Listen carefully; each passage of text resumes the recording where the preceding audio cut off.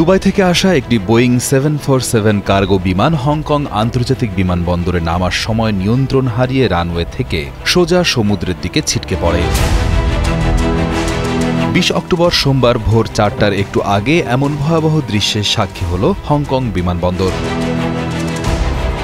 দুর্ঘটনায় বিমানবন্দরের দুজন কর্মী নিহত হয়েছেন, তবে দুর্ঘটনা কবলিত প্লেনটিতে থাকা ৪ জন ক্রু সদস্য জীবিত আছেন। ২০ অক্টোবর সোমবার এক প্রতিবেদনে এই তথ্য জানিয়েছে ব্রিটিশ সংবাদ মাধ্যম বিবিসি।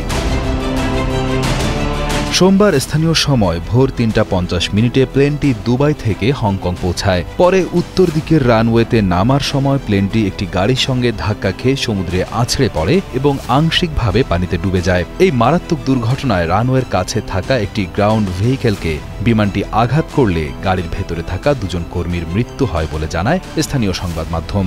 বিমানবন্দর কর্তৃপক্ষের ওয়েবসাইটে প্রকাশিত তথ্য অনুযায়ী সোমবার হংকং আন্তর্জাতিক বিমানবন্দরে নামার কথা ছিল এমন অন্তত ১১টি কার্গো ফ্লাইট বাতিল করা হয়েছে।